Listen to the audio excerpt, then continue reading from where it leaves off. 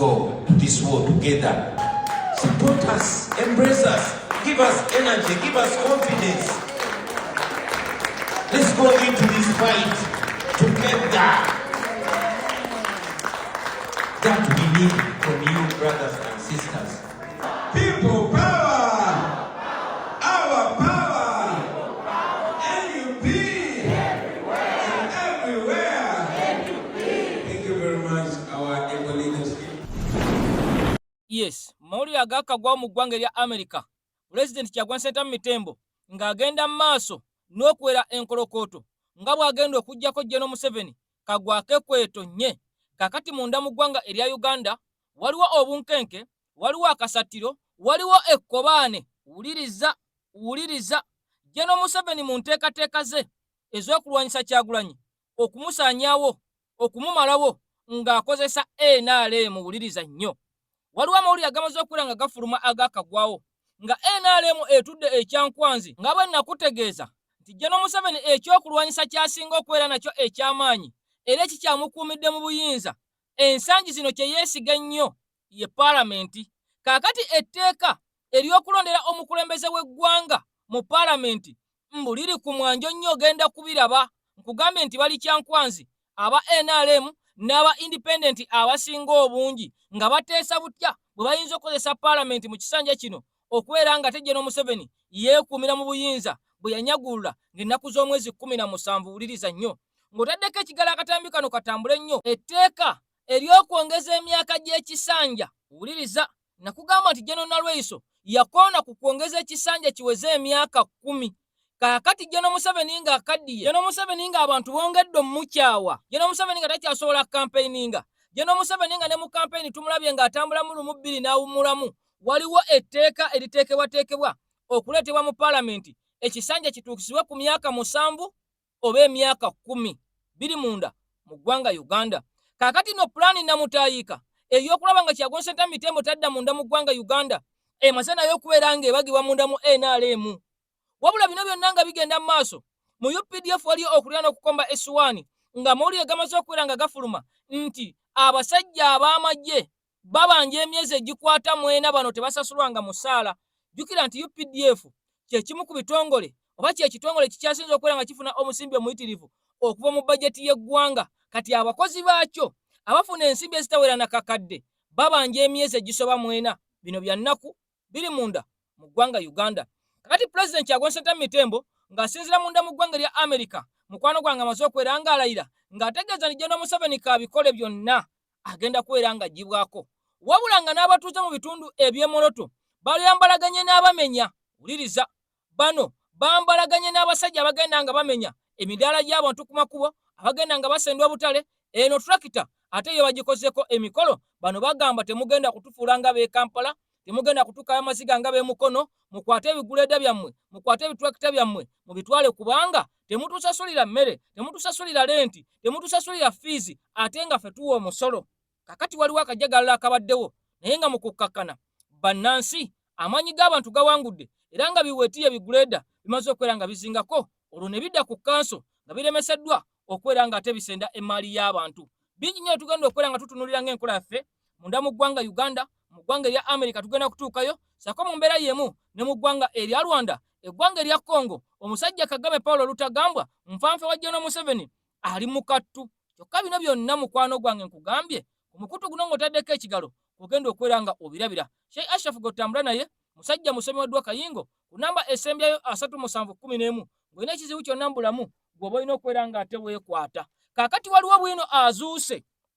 Wuliriza nnyo, ettemu eryakolebwa ku baana abaana mu bitundu ebyeggaba, ate waliwo abaana abaalumbiddwa, abaana 7 ne basimattuka n'ebisago era nga lino lyabadde essomero nga baabijambiya be baabalumbye. Jjukira nti bwino yamaze okubeera ng'afuluma nga poliisi yakakasizza nti omusajja yatematema abaana mu bitundu ebyeggaba mbu mulalu. Kaakati eyalumbye abaana mu bitundu by'omu Apaaka naye mulalu.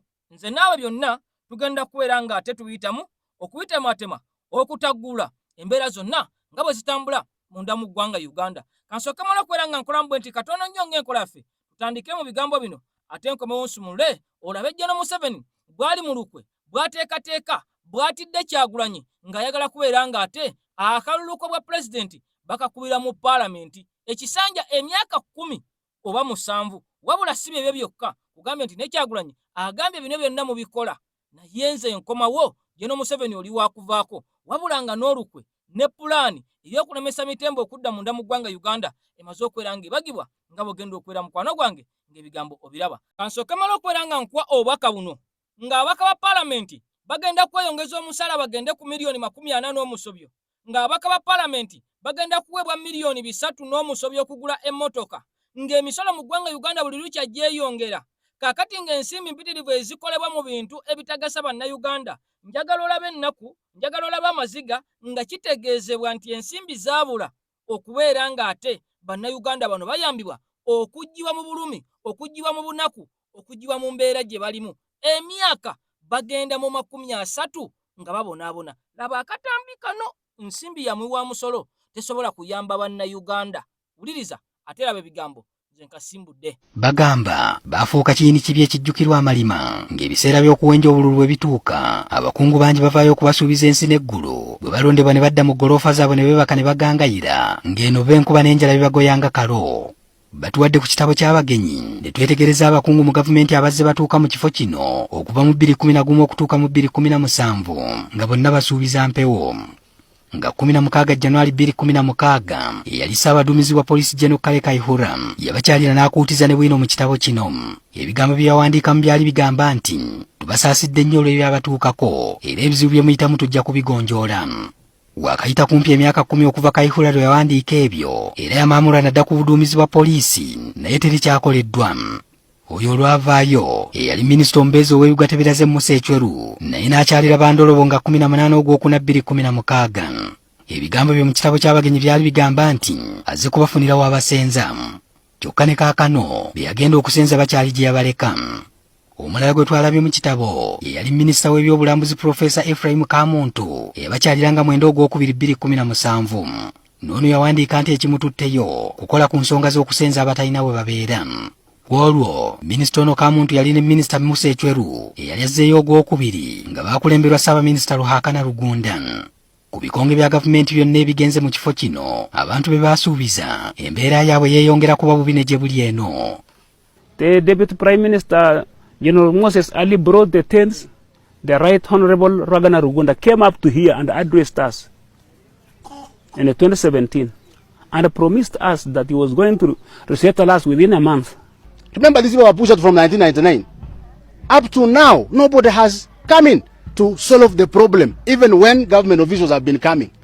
And government kept saying they're going to resettle them. To date, they've never done so. Last year, when we brought this issue into Parliament, they promised us that there is a fund that's set aside to help the communities that are suffering. Betwogeddeko nabo balowooza nti Ssaabaminisita Ruhakana Rugunda yali aliko watuuse ku nsonga zaabwe kyokka ne zituuka ne ziziŋŋama Pulezidenti Museveni bwe yamusuula ettale n'amusikiza Ssaabaminisita Robinah Nabbanja.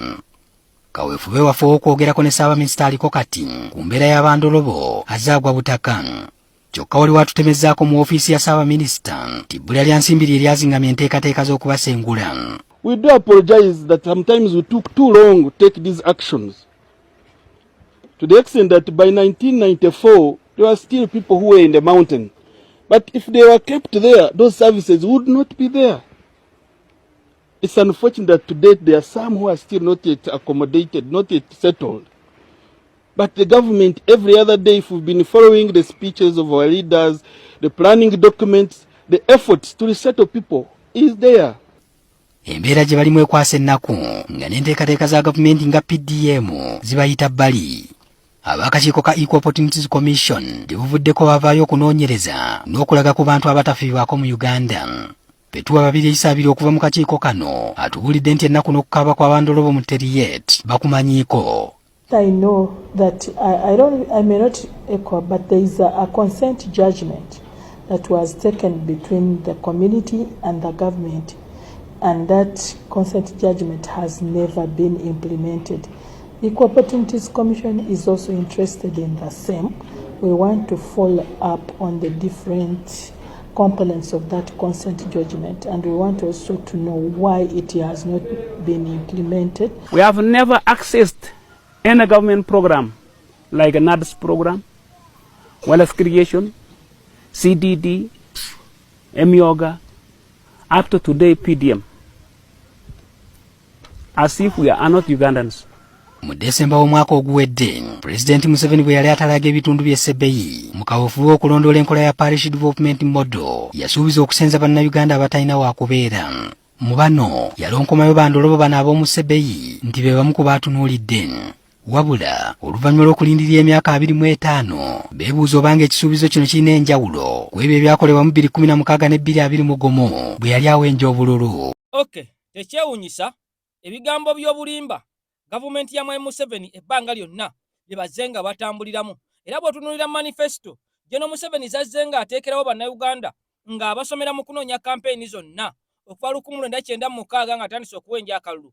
Zonna omusajja ono azze nga azisuula ku ttale, azze nga azirinnyako, azze nga azikozesa nga kadaala akamutuusa mu ntebe ennene. Olwo bw'amala okubeera ng'atuuka mu buyinza, musajja wattu ng'abiyuzaayuza, ng'abisuula eri, era taddamu kubeera ng'abirowoozaako. Byonna byazze ng'asuubiza n'okwagaliza bannayuganda ng'anoonya akalulu. Kakati tekyewuunyisa okulaba abantu b'ekika kino nga babonyebonya emyaka egikwata mu 3 nga bazze basuubizibwa, ate nga bebasuubizibwa mukwano gwange tebituukirira. Nzikiriza nkulamuseko mu ttongole lyonna gy'osinzidde mu bitundu by'ensi okubeera ng'osaze okutambula naffe. Mukutu gwa nkyukakyuka, mukutu gulwanirira ddembe lya Munnayuganda. Kakati bannayuganda mwenna abawangalira emitala w'amayanja, nyongera okubeera ng'ate mbayozaayoza, nyongera okubeera ng'ate mbeebaza, nyongera okubeera ng'ate mbazaamu essuubi ti kye mweyagaliza embazi essaawa yonna Kibuyaga agenda kubeera nga asuula. Kakati omutima gwe muteekayo okubeera nga mulwanirira ensi yammwe n'okulaga obutali bwenkanya obugenda mu maaso munda mu ggwanga Uganda, kyankizo nnyo era kyamukisa nti tukyabayina. Kakati teri ggwanga oba teri nsi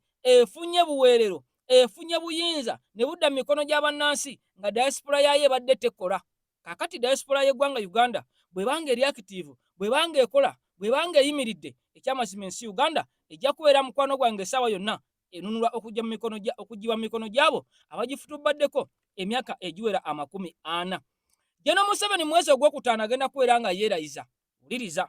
Kyokka bino byonna nga bigenda mu maaso, omusajja oluvannyuma lw'okubeera nga yeerangirira ku kalulu akaggwa ennaku z'omwezi 17 omwezi ogwa January 2026, omusajja yabakama nga amulangirira ne gye buli kati eyabula. Omusajja obuwanguzi buno bwalyolekerawo, bwalabikirawo nti bwamulakira yadde nga yavaayo n'ategeeza ensi nti ye yawangula akalulu. Abasajja bulijjo abamukkiririzaamu, abasajja bulijjo abamwozaayoza, ensi nnyingi ne ku lukalu olwa Africa ezitavangayo ne gye buli kati okukoona sitampu mu buwanguzi bwa General Museveni nga bagamba okusinziira ku byagenda mu maaso, okusinziira ku byaliwo mu kalulu, ekyamazima omusajja wakwata mu kalulu. Kakati bino byonna nga bigenda mu maaso, General Museveni okwagala okubeera nga yeeremezaawo n'okwagala okusigala nga yali mu ntebe enene ey'eggwanga Uganda, asazeewo okubeera ng'ateekawo amateeka amakakali. Jjukira nakugamba nti General Museveni ekisanja kino Paalamenti agyetaaga nnyo n'okusinga bwe yali agyetaaze. Kyova olaba ng'ensimbi nnyingi ezaakozesebwa, amaanyi mangi agaateekebwawo, ab'amagye baakola buli ekisoboka okulaba nga NUP teweza ababaka basukka 100, kubanga NUP ku mulundi guno singa tekwali kubeera nga General Museveni yakozesa eryanya erisusse, yakozesa ssente ezisusse, yakozesa okutiisatiisa kkooti, yakozesa akakiiko k'ebyokulonda okubeera nga akateeka omugwa mu bulago ne kalangira abo baayagala, NUP ebadde egenda kubeera bwezi Paalamenti.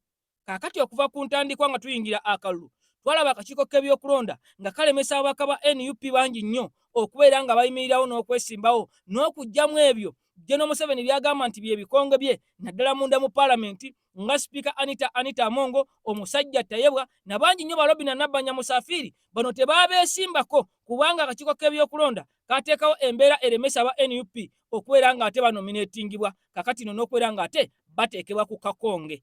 Kakati oluvannyuma lwa bino byonna, General Museveni atandise embeera ez'okulaba butya bwagenda okweremeza mu buyinza buno okumala emyaka emirala 7, emyaka emirala 5 oba emyaka emirala 10. Wuliriza, nakugamba nti NRM kasita boogera ku kintu kiba kiri mu nteekateeka za kujja. General Nalweyiso bwe yakeera ku makya n'ayogera ku kigambo ekiyitibwa ebisanja okubeera nga byeyongezebwayo emyaka, nakugamba nti bwe kataabe kasinge nnyo, bwetaabe entaanya nnyo, tugenda kulaba ku tteeka ery'okusitresinga ekisanja kive ku myaka 5 kigende ku myaka 7 oba 8 oba emyaka 10. kati olunaku olwaliro amawulire gamaze okubeera nga gafuluma nti mu kokasi ya NRM ekyankwanzi kino nakyo kimaze okubeera nga kirowoozebwako. Jjukira nti aba NRM bano bo baba bapulogulaminga bupulogulaminzi ne babanyiga amapeesa ne bajja nga ate mukwano gwange bali ku remote yakutegeeza butegeeza nti ffe tuli ku yes side awatali kubeera nga bagaanamu yadde okwetegereza etteeka nawa gye litwala Uganda nawa kye ligenda okubeera nga linyigiriza ensi Uganda. Kaakati waliwo ensimbi mpitirivu ezigenda okubeera nga zigabibwa mu paalamenti. Wabula bino byonna nga bigenda kubeera nga bikolebwa okuyisa amateeka agayamba General Museveni okwekuumira mu buyinza n'okweyongezayo ebbanga ng'akyali mu ntebe y'eggwanga Uganda, singa Katonda anaabeera nga asobodde okubeera nga amuwola obulamu n'aba nga akyassa. Njagala osooka owulirize ebigenda mu maaso ekyankwanzi, ebiri ekyankwanzi bwe tubivaamu nzije mukwano gwange, ate nkuleetere bwino bimu ku ebyo ebigambibwa nti bino bye bimu ku ebyo ebyabbibwa mu maka ga Pulezidenti Kyagulanyi. Jjukira nakuleetera lisiti nenkulaga abasajja engeri gye bayonoonamu ebintu eby'ebbeeyi nga yeetaaga kumpi akawumbi kalamba okubeera nga addaabiriza okubeera nga azzaawo amaka ge n'ebyo ebyayonoonebwa.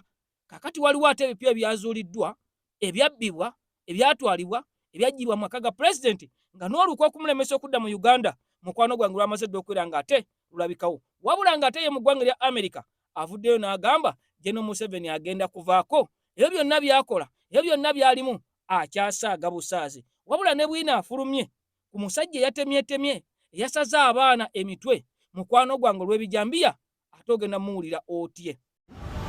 Bagenda mu kokasi meeting abaka ba paalamenti naye nga target kye baagala okukola nti baagala balina amateeka abiri kuba balina ebintu bibiri baagala okuleeta. One, baagala kumakinga sure nti pulezidenti paalamenti yagenda okuba nga ye mulonda ekisanja ekiddako.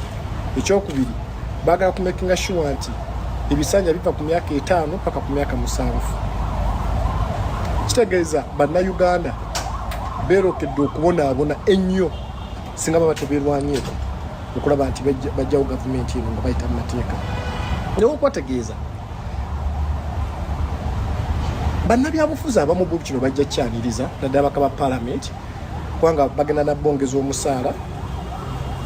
Mwalabe kati emmotoka eri ku milioni 318 ezali ku milioni 2. So kibakolera kubanga emyaka 2 okubanga bafuna emitwala milioni 8 buli mwezi kiba kibakolera era abangi bagenda kukiwagira. Abamu tebajja ba public aba opposition ne muda bajja babakyaniriza. Neko Munnayuganda ndaba gwe nange fa bagenda okubanga kufa babonaabona kubanga emyaka 7 nga tewali nkyukakyuka ya bukulembeze. Kitegeeza ebintu bigenda kulinnya. Mwalabe kati batandise okubyongeza. So Bannayuganda tulina okwirwanako. Ekyokubiri, okubanga pulezidenti paalamenti egenda okubanga emulonda kitegeeza mwe Bannayuganda babagjeeko obuyinza bwammwe. Babagjeeko obuyinza bwammwe. Kati ababaka ba paalamenti bagenda okubanga babategeerera. Mujjukira ababaka ba paalamenti bano basiba babagula mwana muto gikwatako babakwate ne babagula ne bajjaeko ebisanja ne babijjawo. Kati kyensonga y'emu ne wano gye baagala okuleeta. Kati this calls Ugandans to raise up and resist this impunity. Bino ebintu Bannayuganda tulina okubiyimiriza, tulina okubiremesa ate nga tuyita mu mateeka. Enough is enough. Okay, kakati mukwano gwange byebyo. Jjukira nti Pulezidenti Kyagulanyi Mitembo yajja nga atutegeeza, yajja nga alaajanira Bannayuganda, yajja nga awakubira enduulu, yajja nga abalengeza ng'abagamba nti 2026 General Museveni singa asimatuka Bannayuganda ne mutalonda kalulu mu bungi kubeera nga mujja mu buyinza mugenda kubeera nga mukifuba mukiza munda. Teri Munnayuganda agenda keera ku makya addemu kwetiikingira pulezidenti gw'ayagala, addemu kwetiikingira mukulembeze gw'ayagala. Bagenda kubeera nga bateeka ensimbi mpitirivu mu paalamenti, bagenda kubeera nga bayiwa obumbi n'obumbi bw'ensimbi mu kiyitibwa paalamenti y'eggwanga Uganda nga bano bagenda okubeera nga balonda. Jjukira nti bano bebbanga lyonna tebalonzeeko ku tteeka ku sayidi y'abantu. Bwe baleeta etteeka ery'emmwanyi bano baasalawo kugenda na gavumenti ya Mwai Museveni okubeera nga emmwanyi ezijja ku Bannayuganda. Bano bwe bagenda mu tteeka ery'ekkooti y'amagye bano baasalawo gavumenti ya Mwai Museveni okubeera nga kkooti y'amagye egizzaawo mu bukambwe ddala. Kaakati nno bwolekedde Bannayuganda bonna. Kati ne ku mulundi guno bwe baleeta amateeka gano ne baganjula mu paalamenti, nkusuubiza, nkulayirira era nkutegeeza nga bannayuganda tebasituse kubeera nga bateekawo resistance, kubeera nga beeyiwa ku paalamenti mu bungi kuwakanya amateeka gano gagenda kubeera nga gayita, kubanga ababaka ba paalamenti baabwe bo baliwo kubeera nga ate mukwano gwange beenogera nsimbi nga nejja buli kati bali kyankwanzi babapulogulaminga, babategeeza kiki kyakukola, babalaga amateeka ge balina kubeera nga bayisa awatali kubeera nga bagalemesa. Bali mu kuteesa nsimbi mmeka ezigenda okubeera nga ziweebwa buli mubaka okuyisa amateeka ng'etteeka ery'okwongeza ekisanja okugenda ku myaka 10, ku myaka 7 oba ku myaka 5 bwe banaaba nga basazeewo ne balonda ku sayidi y'abantu. Kaakati etteeka ery'okulaba nga General Museveni alondebwa mu paalamenti linaalyetaaga nnyo oluvannyuma lw'ensi okumulaga nti ekyamazima tekyamwetaaga. Bannayuganda tebakyamwagala, bannayuganda baamukoowa, bannayuganda tebakyamulinamu ssuubi. Omusajja bannayuganda tebakyali ku mulamwa ku peegi y'emu naye, baagala mukulembeze mulala. Nga n'akalulu akawedde enkoona gye yakubwa okuwangulwa kwe yawangulwa kwongedde okubeera nga ate kumuwa amaanyi ag'okuleeta etteeka lino mu paalamenti, kubanga akitegedde bulungi takyayina kyansi mu bannayuganda gye basobola kubeera nga bamuwa ng'ayita mu kalulu. Nga ne ku mulundi guno 2026 omusajja bannayuganda tebaamulonda era n'avaayo akalulu okusinziira ku pulezidenti Kyagulanyi. Omusajja n'akafera ng'ayitira mu kakiiko ak'ebyokulonda byabakama mu yamulangira ng'ennaku z'omwezi 17. Kaakati mukwano gwange ebyo bye biri mu pipeline bye biteekebwateekebwa, ebimu ku ebyo ebitono. Nakugamba nti paalamenti y'omulundi guno ate egenda kubeera ya byafaayo nnyo okusinga ku eyo gye tulabye ebaddemu Anita Amongo mu kisanja ekiwedde. Paalamenti y'omulundi guno General Museveni gy'ayagala okukozesa okubeera nga amentalinga, okubeera nga akonkuludinga buli kye yayagala okubeera nga afoominga Uganda, wakati mu kubeera nga akaddiye agenyezza, takyalina maanyi, takyalina kiddako, ayagala ensi agireke nga agisiirinze mu famire ruulu. Kyova olabanga n'etteeka eriziba bannayuganda emimwa, eribavububa okwogerako ebigenda mu maaso munda mu ggwanga Uganda, gye limu ku ago amateeka agagenda okubeera nga ganjulibwa sako okubeera nga gayisibwa munda mu paalamenti ey'eggwanga Uganda. Kyannaku nnyo ti amateeka gano bwe gayita, Uganda tegenda kusigala kyekimu. Ekyo tubeere kwalaali, tubeere kiriya nga pulezidenti wazze nga tutegeeza nti Uganda egenda kubanga eyolekedde emyaka emirala egisoba 50 ng'abasajja bafutubadde ku nsi Uganda singa amateeka gano gamala okubeera nga gayita. Nkugambye nti amateeka gano makambwe nnyo, naddala etteeka ery'okulondera omukulembeze munda wali mu paalamenti, etteeka ery'okuvuba bannayuganda nga beesize mu kifaananyi nti balwanirira nsi yaffe, mbu basiiga ekifaananyi kirungi eri Uganda, ng'ate bo bennyini be basinga okubeera ng'ate baswaza n'okukakanya ensi yaffe. Nga nejja buli kati ensi ze twayambanga, ensi ze twadduukiriranga, ate gye tugenda mukwano gwange okubeera nga twewola. Ddala kunze n'oyo akola kino eyali akulembedde okudda emabega, ani aswazizza Uganda olunaku olwaleero? Kakati nno mukwano gwange biri munda mu kokasi ya NRM bingi nnyo, tujja genda maaso nga tubitematema n'okubitunulira, naye ng'ebimu ku byo byebyo, era ng'ensonga lwaki bijja zezo z'owuliddeko entono zensobodde okubeera nga nkutegeeza. General Museveni takyasobola kubeera nga akompitinga n'abavubuka mu kalulu, takyasobola kunoonya kalulu. Kyova olaba baagala ekisanja kibeere kya myaka 10. Kaakati nti omusajja ono oba oliawo mugina emyaka anaaba yavaako dda, nga ne pulogulaamu z'okubeera nga ate obuyinza bukyukiramu egyo emyaka abasajja bano we baziteekateeka. Kaakati awo nga tumaze okubeera nga tuvaawo, njagala nkutegeeze nti omusajja eyavuddeyo n'asala abaana emitwe n'atirimbula n'atta abaana abana eggaba, bwinayongera okubeera nga azuuka buli lukya. Jjukira nti kyavuddeyo ne kiwanuuzibwa nti omusajja ono mulalu, era omusajja ono yatta dda ku muntu, kyokka mbu n'ateebwa era mbu n'atwalibwa mu ggwanga erya Amerika, mbu gye yavudde ng'abamujjanjaba tebamanyi. Kaakati omulalu akwata paasipooti n'agenda ku airport n'agula tiketi n'alinnya ennyonyi ng'emuleeta mu Uganda ng'emutwala waabwe. Kaakati mukwano gwange oyo aba mulalu wa kikola ki? Aba mulalu wa ddala, aba modani mulalu, ava mu ggwanga erya Amerika nga tabuze n'alinnya na nnyonyi. Ono omulalu nno si wa bulijjo. Ono mu balalu alabika ono ye pulezidenti w'abalalu, kubanga omulalu akwata paasipooti n'agenda n'agula tiketi n'abuukinga ennyonyi bulungi nnyo, n'agirinnya ng'emuleeta mu Uganda bulungi nnyo, n'atuuka ennyonyi weewumuliramu n'awummulamu, n'addamu n'agirinnya n'alinnya ennyonyi, n'ajja ku airport Entebbe n'alinnya n'adda ewaabwe. Oyo omulalu gwe omumanyi. Bwe yatuuse mu Uganda n'atirimbula abaana b'abantu ne bagamba nti mulalu. kati waliwo ebizuuse byenjagala osooka owulire kugambe nti taata w'omwana ono agamba nti omwana ono mulalu era yatta dda ku muntu kyokka ate mu kifo ky'okusibibwa ono n'ateebwa era n'asigala ng'ayinaayina mu community nga bwe navaayo n'enkulaga. Kati ate waliwo ebigambo ebizuuse nga biraga nti waliwo abannayuganda abaana abato abalala abaalumbiddwa ku ssomero mu apaaka era nabo nga bijambiya ne batemwatemwa era bangi baabuusewo n'ebisago kyokka abatemu bano mbu nabo kigambibwa baakwatiddwa era okunoonyereza kugenda mu maaso. Wuliriza, eri mu Mambuka waliyo abaatemwatemeddwa nga baana ba ssomero, eno mu Buganda waliyo abaatemwatemeddwa nga baana ba ssomero.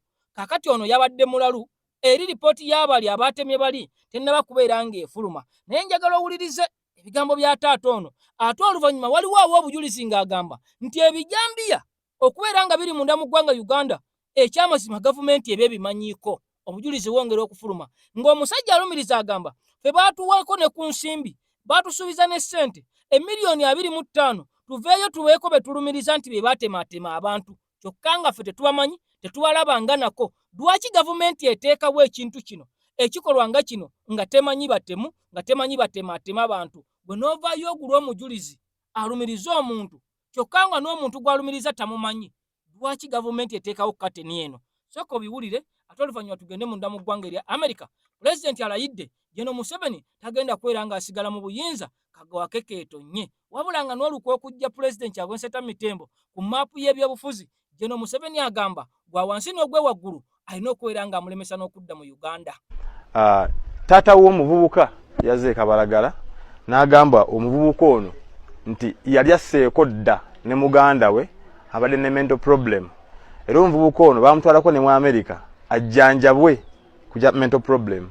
At the end of the day nti kitaawe yagamba nti yabadde tamanyi nti n'omwana yakomawo dda, yakomawo ku kyalo kuno. So bannange ababadde ba meeting omuvubuka ono aba taxi yeggaba bagamba nti abadde nga ayogera nabo nti yagende w'omusawo Muganda n'amugamba nti ayagala bugagga ng'ebyokusaaga nti abandi bamugamba babala gye babeera nti oba oyagala gagga wala saddaaka kulw'okuba alina mental problem. Ndowooza bwe yazze ku ssomero ennaku 2 ng'ayagala mwana we asomere wano, bwe yakomyewo n'asalako abaana mu ssomero n'atandika okubasalaasala. So abatuuze ne bagala okumutugumbula naye ffe nga tulowooza senga kigambo kino nkyogera nga muzadde, sikyogera nga intelligent man, nkyogera nga muzadde senga yadda sse wange nange kenyini yadde njagala kumutta ne bali abange kuba baana bange nga ndi mukulembeze waabwe nandibadde omuvubuka oyo immediately tumuttirawo. Naye okunoonyereza kuno kugamba nti tumanye cause yavuddewa, ani yamutumye, ebyo tetwandibitegedde ebyokubeera mbu yaliko mental problem yakola kisenga twamutiddewo. So amateeka gagenda kumuvunaana, amateeka gagenda kukola ku nsonga y'okubanga enoonyereza kyekituufu kwa bino bitwogerako nti mental problem tetumanyi kituufu bituufu basi bituufu. So awo bwe tukyali. Lwaki ono mu masomero gonna yatagetinga eryo ekyanja tegaliyo yava kyanja n'ayita ebbunga n'atuuka eggaba yonna gye yayita tewaliyo masomero. Lwaki yaleka gali gonna n'alumba lino? Kino kibuuzo ki ekyokwebuuza. Omulalu atategeera ava atya mu kazigo ke n'alinnya emmotoka n'afuna bulungi nnyo emmotoka n'atufunako ne waawummulira alinda obudde obutuufu. Omulalu agenda atta abantu. Omulalu atuke ne mu kitabo awandiikemu mu Visitors book omulalu whatever the case. Bino na police byenoonyereza tebiina makulu. Lwaki? This is total nonsense. Shoot this man and kill him. Saimo eggwanga lino lirina okutuukako ng'abantu abamu balina okukuba amasasi bafe. Tumutta aveewo buvi. Ekyo kimala. Bino byonna temuli makulu. Saimo eggwanga lino okutegeera abantu abamu balina okufa. Okay, kakati eyo opinion ya musajja oyo naawe mu comment osobola okumbulira gw'olowooza ki? Omulalu ono nga bwe nkunnyonnyodde nti yava mu ggwanga erya Amerika ng'omusajja bw'annyonnyodde nga ne famire ye temanyi ng'akutte passport n'agula tiketi n'alinnya ennyonyi bulambalamba n'emusuula ku kisaawe Entebbe gye yava ku kisaawe Entebbe n'akwatawo kawuba ne kamutwala ewaabwe, eyo gye yava n'agenda ate mukwano gwange alumbagana abaana abasale mu ngeri ey'entiisa mu kukola ettemu. Omusajja ono gye bikomekera balaga nti ate mbu mulalu okusinziira ku bigambo byani bya kitaawe, mbu era ono yattako ne muganda we. Kakati ono bwe yava mu kutta muganda we kati assa abaana oluddako anattaani nga era amaze okwera ng'ayimbulwa nti mulalu, kubanga bw'azuulibwa nti mulalu era agenda kubeera ng'atwalibwa mu ddwaliro ebutabika oba oliawo ajjanjabwe. Kyokka ate bakugambye tebabadde bamujjanjabira munda mu ggwanga lya Amerika, naye ate gy'ataawonedde. Kati awo nze naawe oba Amerika ne Uganda ani asinga obujjanjabi? Kati awo wogendera mu komenti n'ombulira ddala kituufu kigwe kyolowooza ekigenda maaso ku nsonga z'omusajja ono agambibwa okubeera nga mulalu. Nakoleddwa obutambi ne nkulaga abantu bangi nnyo nga bajja nga balumiriza nti ebijambiya ebisinga obungi bibeera biteeketeeke era ebijambiya bino bibeeramu omukono ogw'abakungu mu gavumenti. Kaakati waliwo akatambi mukwano gwange akayolekedde ku mitimbagano nga kalaga nti waliwo abasajja abavubuka abaasasulwa oba abaasubizibwa ensimbi ezikwata mu miliyoni 25 okubeera nga ate bayimirirawo nga be baatematema abantu era babeeko omukulu gwe balumiriza oba omu gwe balumiriza nti ye yatematema abantu. Kati ono agula bano okulumiriza omuntu. Lwaki aba agula bano okulumiriza omuntu n'atanyonyereza ani yatematema abantu oba abamanye yatematema abantu? Soka wulira ebigambo bino nabyo bya nnaku bya ntiisa bigenda mu maaso munda mu ggwanga Uganda.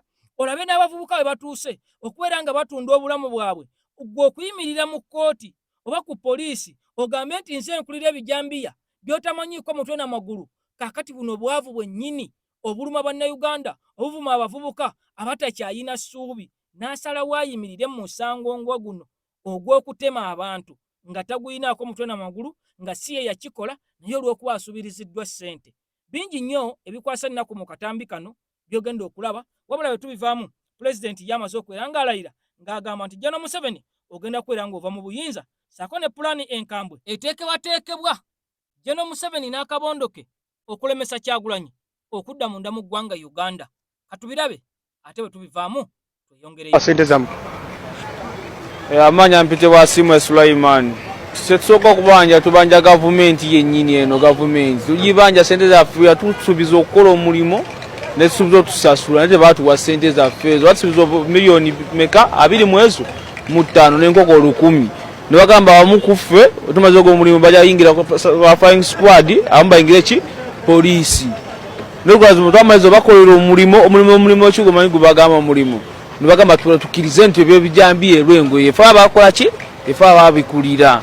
Kati nganze naddala nze ayogera nze bampiranga kabaya bagamba nze ali komanda ki w'abaana nze abakumandika kuba nze anoonyanga abaana nemba kumandinga batema abantu naye kati egwo mulimo batusomera mu busomezi ne bagamba otuka ku TV wali namukiriza omulimo ogwo mukisenti mwabagukola ku kamera nti buli omuntu genda mu miliyoni 20 n'enkoko 10 twama tutusekatwe na IGB wali ne tukiriza byonna baba okukiriza bulungi nnyo batuza bweru batugulira soda na keki tunavyo twaze sangu mwandigera kwaki tebwa tugende wakale bone sente ze bavayo batuza mukomerera sti kitundu alekakana nga mama bafe batunze obubuzi bukiwe bajje mu sente ateze imirira fe tuveyo bike andi bali abasajja benyini bibagamba turumirize bike tumumwanyi nenga bebe bike tutumanya nga tumulaba nga kona mulaba bike tumulabe twamulaba juzira mukomera nga bamulese kasazo nze ndwano ntya bike ntyane bali abasajja kwa bona ba police bagabona abasirikali.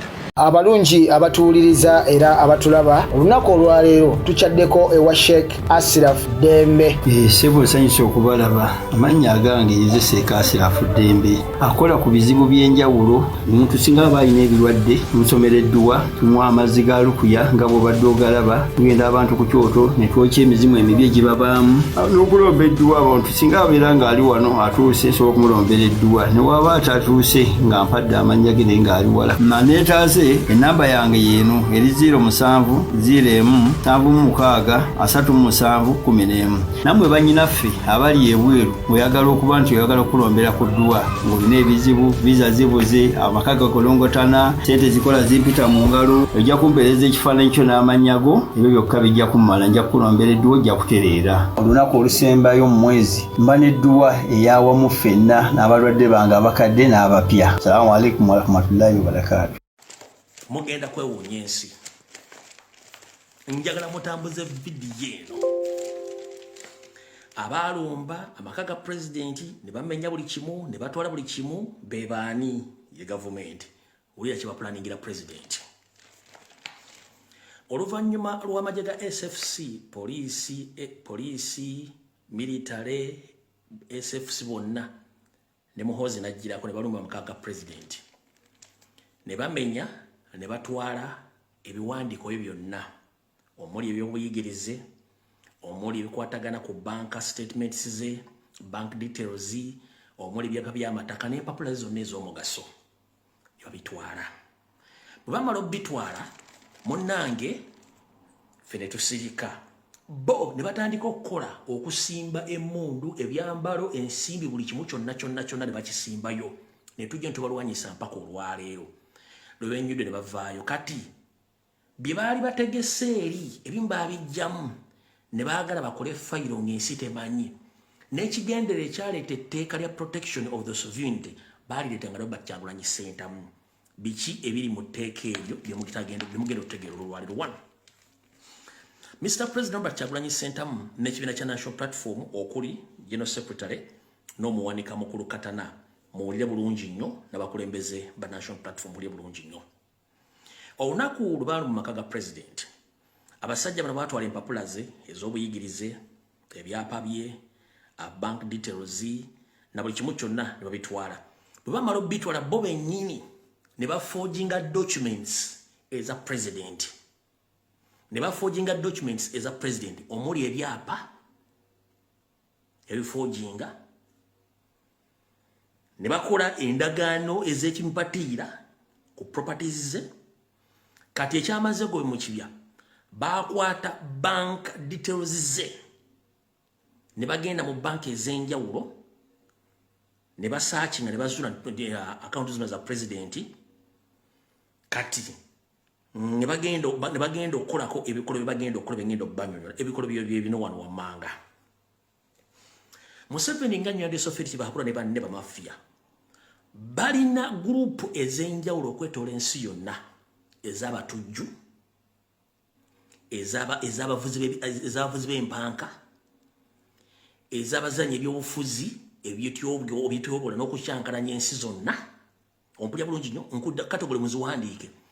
Balina ebibinja byabwe eby'abatujju, balina ebibiina by'abayeekera, balina ebibiina bya basiyazi, balina ebibiina by'abannabyabufuzi abatatinkula entalo mu nsi yonna.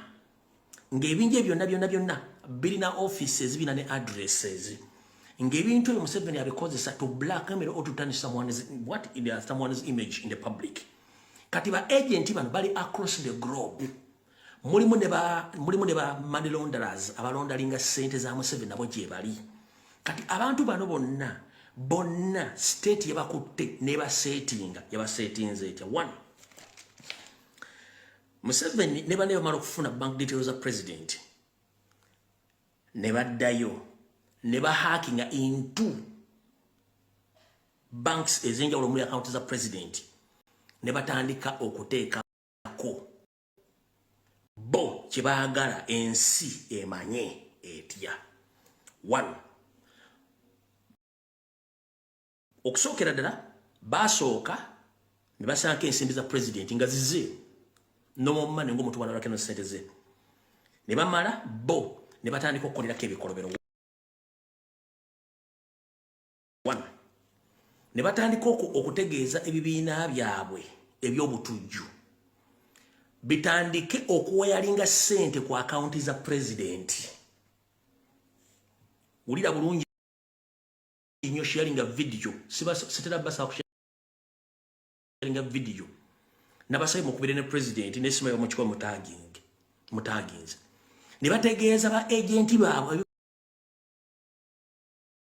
bine byo butujju batandika okuwayalinga ssente nga baziteeka ku akaunti ya president ne bategeeza ebibiina byabwe by'abasiyazi across the globe bitandika okuwayalinga ssente ku akaunti ya president ne batandika okutegeeza ebibiina by'obuyeekera bitandika okuwayalinga ssente ku akaunti za president ng'ekigendera kiki kulaga nti ssente president z'abadde afuna zibadde ziddukanya terrorist organization, zibadde ziddukanya ebibiina by'abasiyazi, zibadde ziddukanya political instabilities mu Africa sako ne mu Uganda nga ssente zino era zibadde ziddukanya n'ekibiina kya National Platform ne campaign. Ompulya bulungi nnyo. Ompulya bulungi bano bonna ba agenti baabwe bali across the globe nga balina ssente nga Museveni yazibawa banabwe batandika okuwayalinga ssente ku akaunti za president. One, ssente zino wamala zituuzaako bo bagambe banka ziri zibawe print out eza zibayita babawe print outs eza transaction zonna ezibadde zijja ku akaunti ya president nga balaga ne ssente gizibadde ziva international wireman transfer jezibadde ziva kati nga details zino kiri wakiwanuka zagenda okukozesa ng'obujulizi babuteeke ne mawulire ga Uganda babuteeke ne mu international community International Court of Justice babuteeke buli wamu bwonna obulaga nti Kyagulanyi abadde afuna ssente okuva mu bibiina by'emmenye ng'era ne details bazina ku account. Ola bulungi nga ne details bazina ku account zonna. Era ekikolwa kino kiri wakiwanuka Sali Musale Museveni Muhoozi ne ebibiina byonna ebyabatujju byonna bibadde biteeka ssente ku account ya president. So simanyi Mr. President kino badde okimanyi wabula bansabye nkusabe nkugambe with immediate effect wandiikira banka zonna ozigambe nti zonna transaction ezikoleddwa ka account yange sizirinaako bumanyirivu gye zivudde ne gye ziraze sizivunaanyizibwako. Era instructing ero y'omugambe awandikira ekitongole kya Uganda Financial Regulatory Authority akitegeeze nti zonna transaction ezibadde zikolebwa ku account yo tozimanyiiko kubanga tolina gw'odiringa naye. Otherwise, Mr. President, ibintu byenkugambye oyina okwedifininga ng'obudde bukyali. One, kiri wakiwanuka bamaze printinga what? Bamaze printinga bank statements in the bank details zonna transfer zonna ezibadde ziva ebweru bibiina bino bazirina. Era ne fayiro yawedde bagirina nga bagenda kukozesa ebintu bino ng'obujulizi mu kooti okulumika nga bagenda biteeka mawulire gonna mu Uganda ne mu Africa ne mu kooti ez'enjawulo okulaga nti obadde okulaga n'ebinja bye batujju ku destabilizing eggwanga. Kati tugenze mu maaso. Naye nga ddala gwe munnayuganda kiki ekikubya puresha? Lwaki mwetadde ku panic mode nga mulowooza nti ono omusajja wakira? Nakugayo ekintu kimu. Obanga tokkiriza mu bigambo byange nti Uganda egenda kukyuka, omanyi ekintu ekisooka gwe kubeera na kukkiriza nti Uganda eno egenda kukyuka. Bw'oba towekkiririzaamu, njagala otunuulire ebintu bye nkusomesa wano. Otunuulire n'ebintu bye nzija nkulaga ku force eziri eno revolution ennene. Okitegera?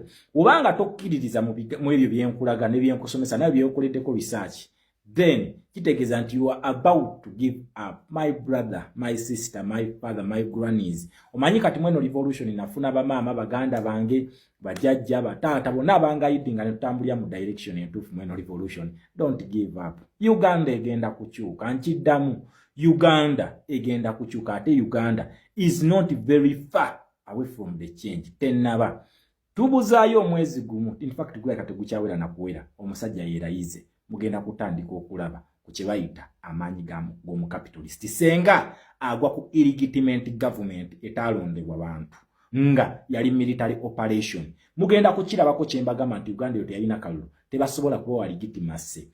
kakati wanga tokkiriza bigambo byange njagala bino ebigambo bikugumye then nze nzije nkulage.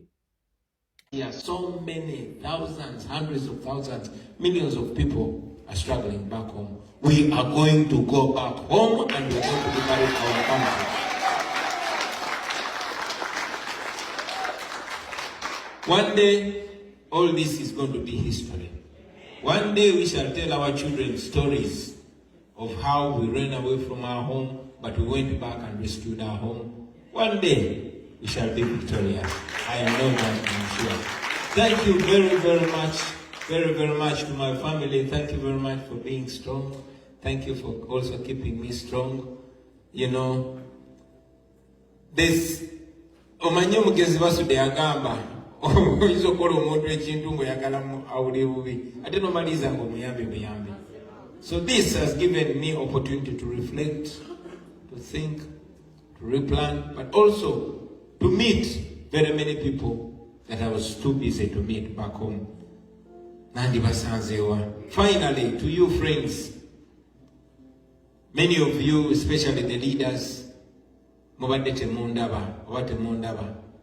Because sometimes nange ni muntu bera netaga okuma babi etunda mukasonda tukabire ne kusakula mazinga tumuvenga. So please understand us. Chiringa ebanga lyonna linabere Uganda ne kavano zirano okulembeza abamu ne bagamba n'otutuuka wange ne bagamba munaye kati gwoli makiti zendi wa miwunyo. So kunsanga nga wakabaya je nekwese oba nga nekwese wa abudu soja oba nga nekwese wa jenokazo muvuzi wa boda. Please understand, same thing here. Tutambulanga bayekera kuba tumanyi nti neno gye tuli obusajja era bajja kutulondoola naye tuli ngumite. So with those few words, I want to appreciate you friends. I'm here for a few days and I'll be moving all over America, all over Europe, all over Africa, all over the world. Ganyiga buli pesa. Elisura Museveni tugenda mujjako alimba.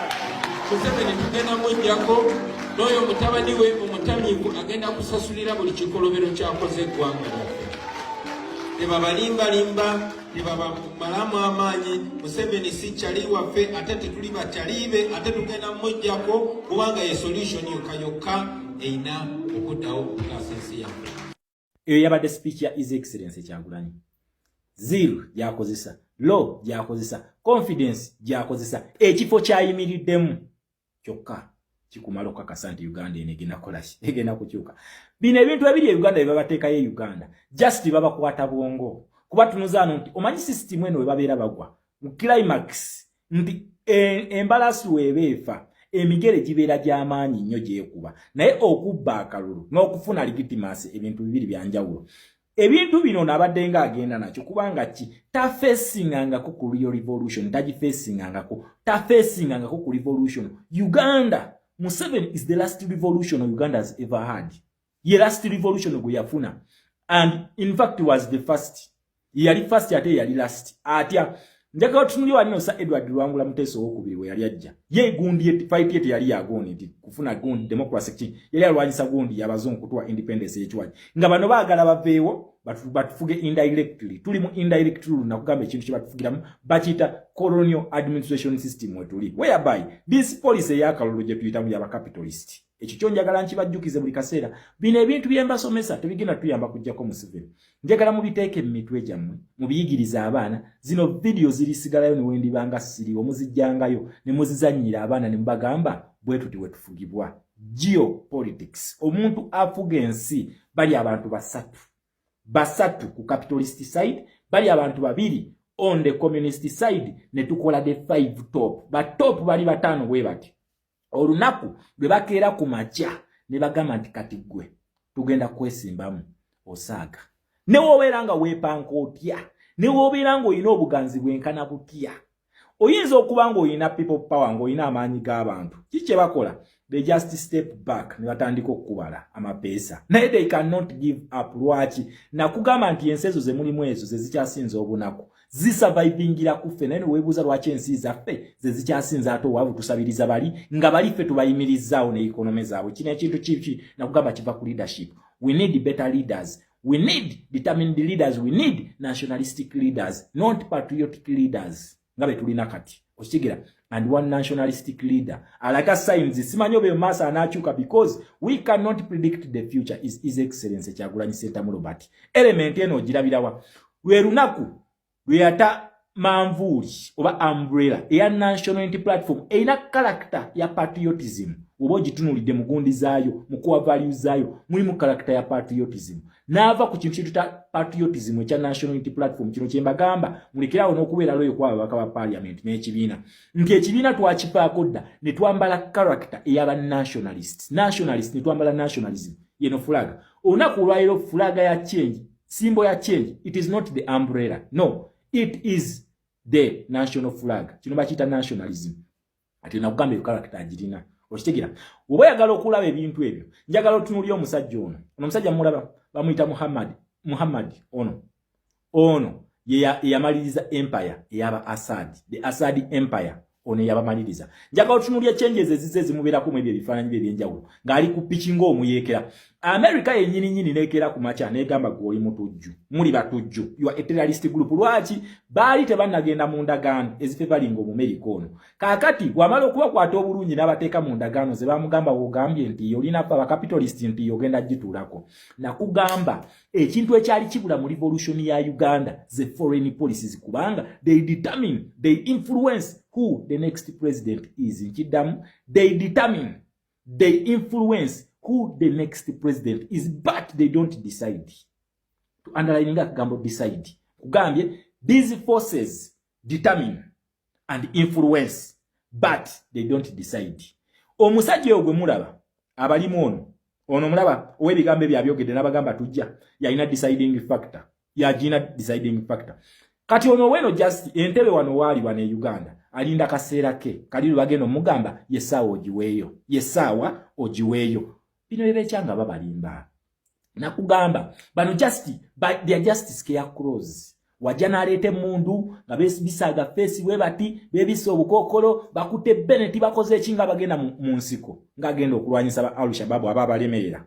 nga agenda okulwanyisa ADF nga nakati balemye emyaka gye bamaze mu kibibira bya Konge balemye okumalayo ye kati noloza ntino bakira kumbe ki eyabyesabika jeno mu civilian atalina wadde omuggo bweguti gwagenda okumulwanyisa atagulina kati go mulaba nga jira yambadde yesabise yena nogamba ono wa kitalo nnyo nga agenda ku mwezi bakulimba ezo nezo uniform ze bambala bana ba capitalist bazibawa okitegere ekibyo ekyo olunaku aba capitalist bagamba nti kati gwe tukwetaaga n'obanga wajja mu bantu nga webisaga kokolagwe bagakwambula ne bamanya who was behind that mask.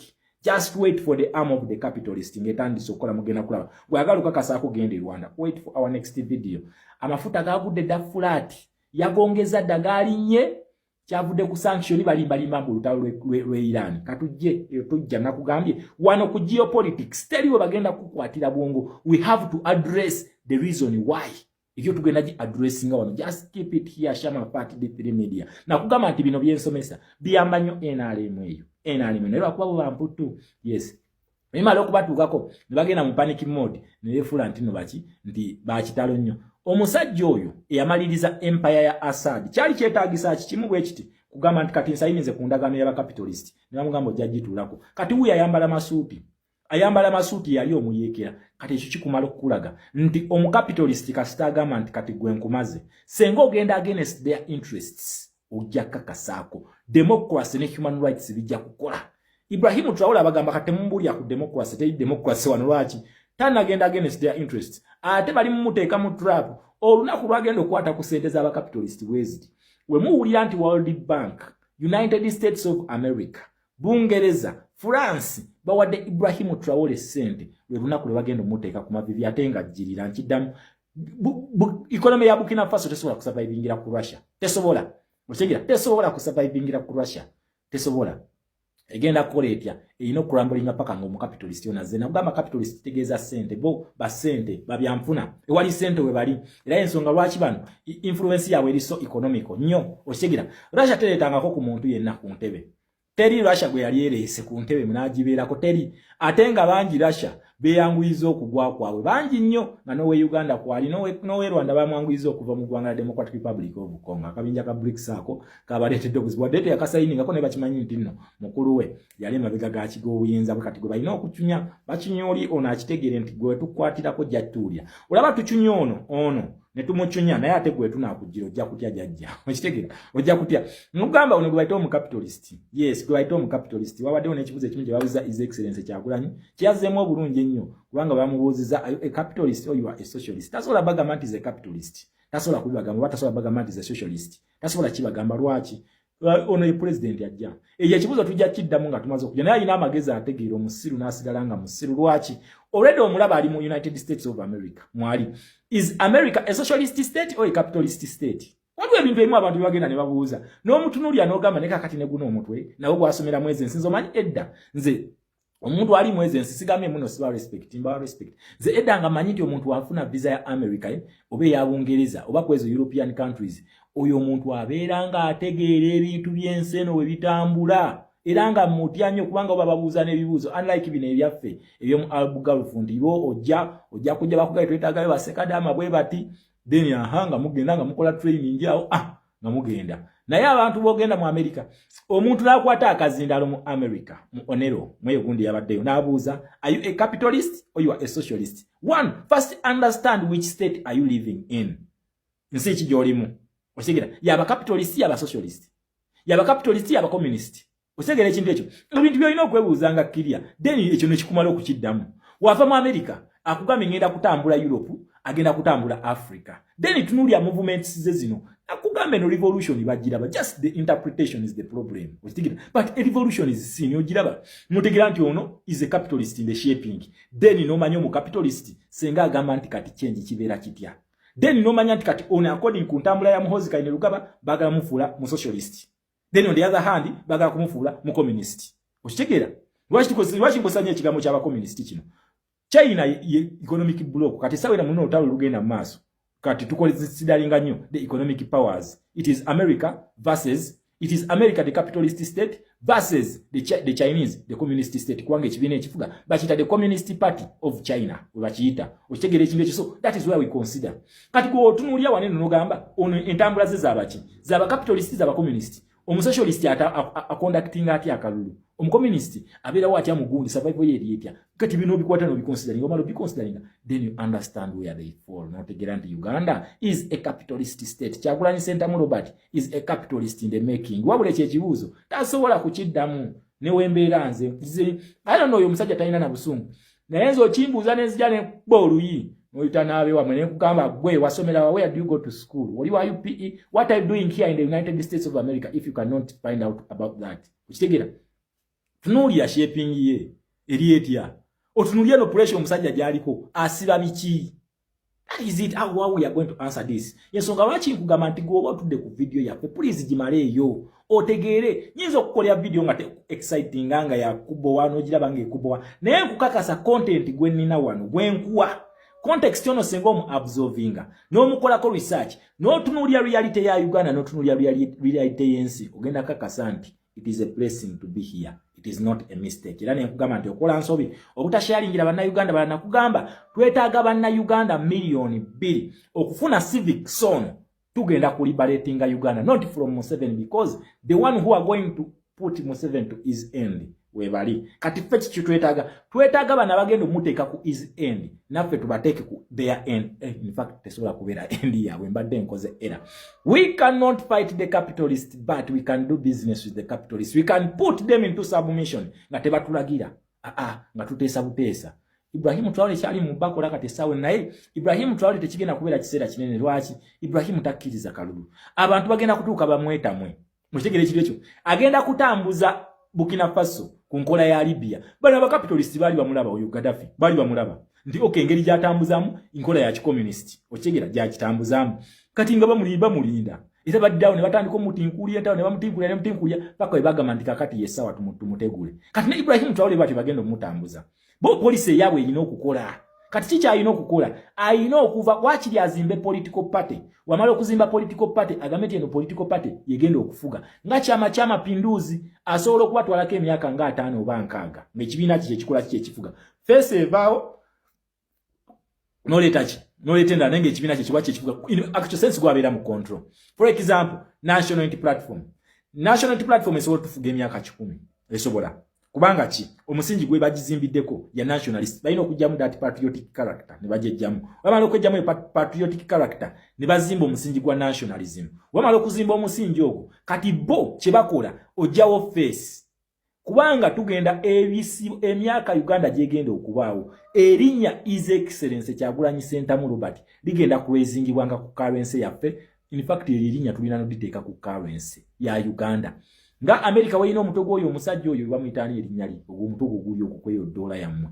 Kati nono naye tujja kubayo sente nga ziriko omutwegwe. Tukoezi statute tuziteeka okubanga erinya tugenda dyogera nkonti ki the conqueror of the Tutsi dynasty, the conqueror of the Tutsi dynasty.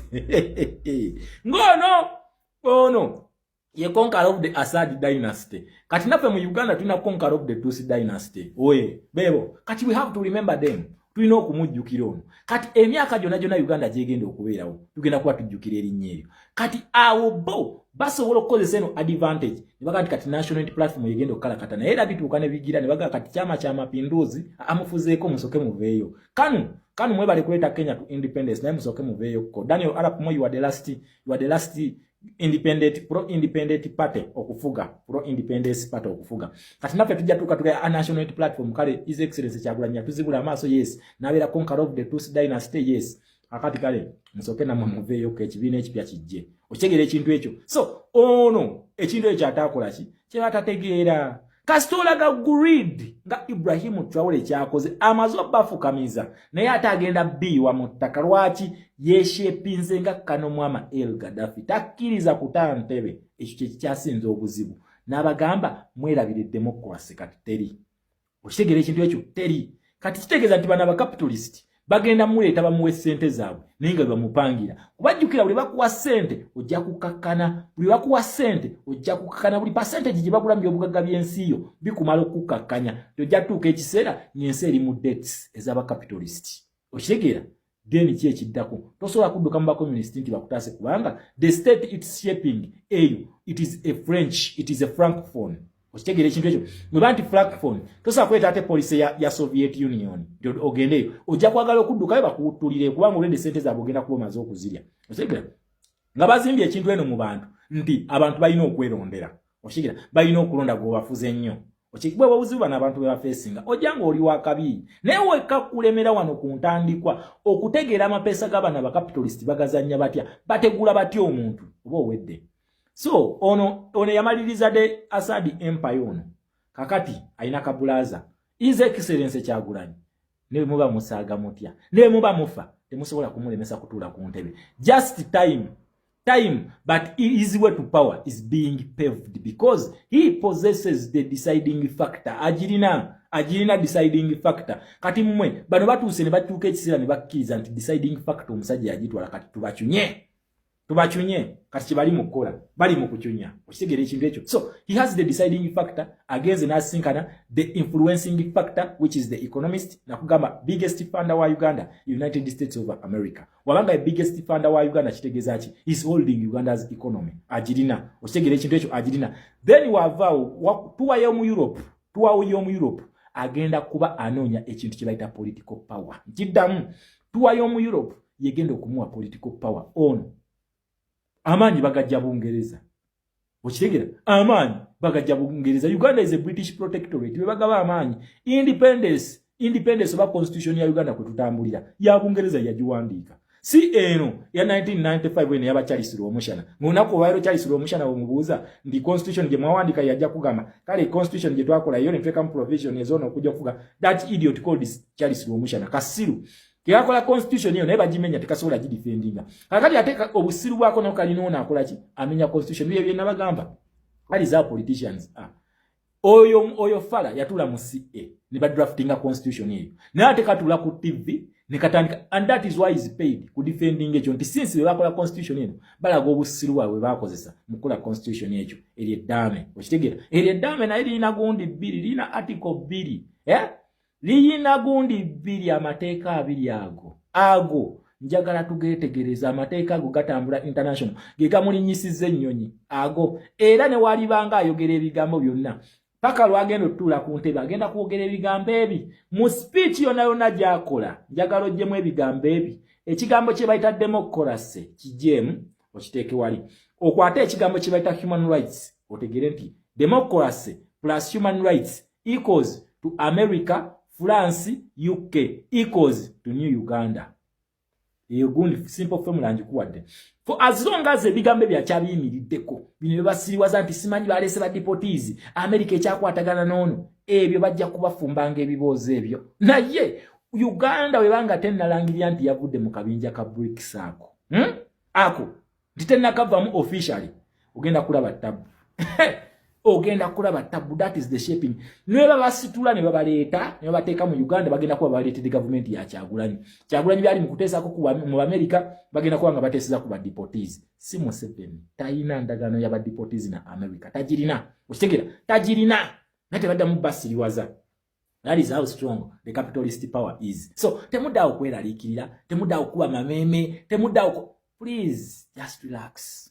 Time nakugamba tetusobola kupushinga revolution eno senga twali tusobola gipushinga twandi gipushinze paka wali wegwera ne we cannot bana aba capitalist balina stages zaabwe kati ziri underground babikola bigenda kuvayo ebintu bino ekongo wekyali nga batambulira wansi paka America yatuka ku machane mugamba muje mu Washington.